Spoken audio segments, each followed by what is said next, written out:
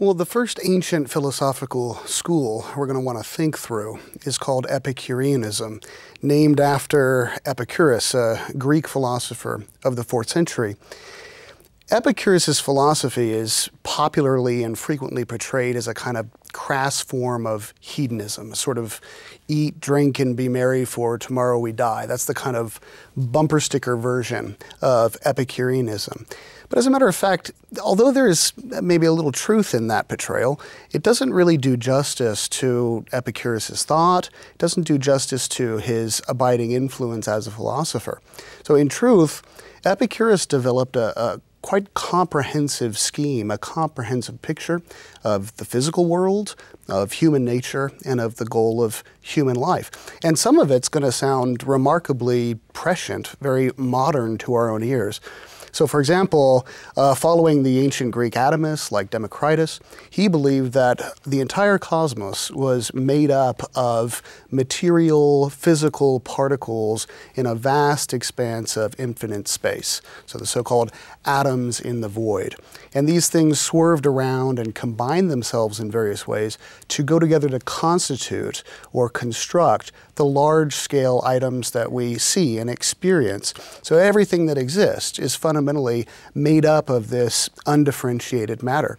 Moreover, the universe is infinite in its expanse, so there really isn't any justification or point to thinking of the Earth as having a kind of privileged or central role in the grand scheme of things. More than that, Epicurus explained the origin of human life, the development of human societies, by reference to a theory of evolution.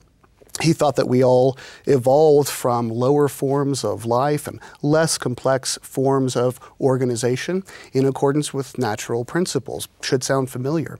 Again, he believed that the atoms in the void underwent these sort of random or chancy swerves that introduced a kind of indeterminacy into creation.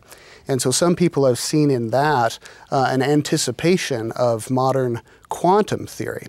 So all that's very striking, you know, it's striking that he would say things like that in the 4th century BC, but what does it have to do with our question in this course? What's it have to do with human conduct, human nature, human life? Well, just think about it. If everything is made up of these material atoms, everything is fundamentally composed of undifferentiated matter, then the same is true of us. We're material beings. We're ultimately composed out of material bits and pieces, atoms. So when we die, that's the end of us. The atoms disperse. There's no afterlife or soul to go on to a heaven or hell. There's no possibility of reward or punishment. Now, Epicurus and his followers, they didn't deny that there were gods. They didn't deny the existence of a deity of any kind, but they did take pains to argue again and again that the gods simply don't interfere in human affairs.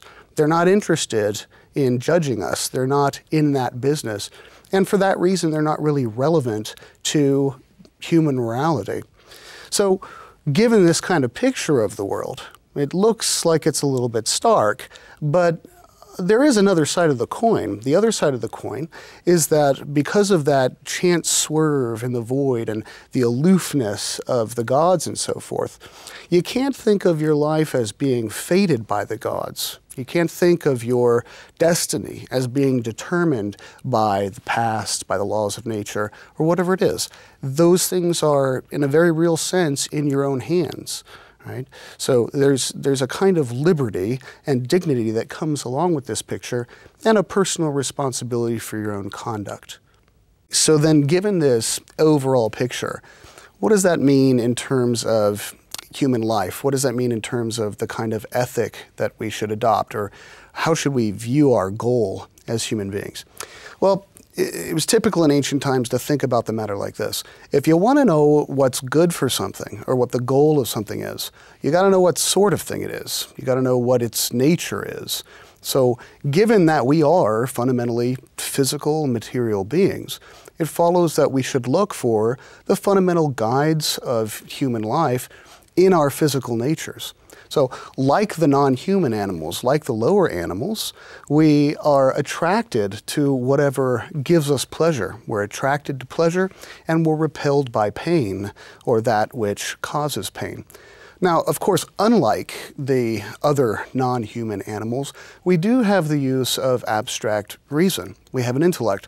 And so that means we're capable of conceiving of evaluating any number of, very high-level and abstract moral principles.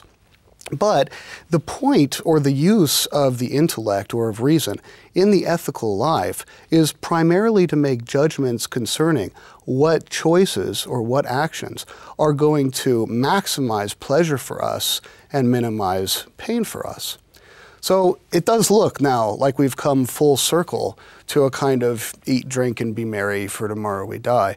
But you gotta hang on, because it's a little bit more complicated than that. So for Epicurus, the use of reason is crucial to the moral life.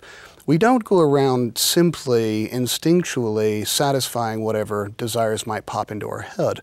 We can use reason to make judgments concerning whether an immediate pleasure is going to lead to a longer-term harm or pain, or whether an immediate pain or unpleasant situation might be beneficial to us in the long run by leading to a better life overall. So again, it's not as though you just walk around as a wanton, doing whatever pops into your head in an instinctual manner. Reason comes up in another way as well in Epicurus's analysis of the good life. It isn't just physical pain that you're trying to avoid. We're psychological creatures, capable of abstract thought, capable of thinking about our own lot in life, our situation in the world, and in particular, we're capable of recognizing our own mortality. We know that we're going to die. Inevitably, death will catch up with us all. And so that leads naturally to a kind of anxiety, a kind of fear, even if it's something that we suppress, put out of our minds, or just refrain from acknowledging, period. But just as reason, the use of reason, can lead us towards these fears and anxieties concerning death, mortality, and so forth, the right use of reason can also cure us of these by extinguishing that anguish. It's when we appreciate, when we recognize that death is just the end, that's all, that there's no pleasure nor is there any pain after death, that we're freed up in order to live a life of full enjoyment now, while recognizing that the fear of death is an irrational fear. So what does the Epicurean good life look like? It is a life that is free from mental anguish or anxiety concerning your inevitable death and your mortality. And it's a life that maximizes, by the use of reason, pleasure and minimizes pain. The social prescriptions and the particular ethical directives given by Epicurus and his followers all flow from that sort of most fundamental premise.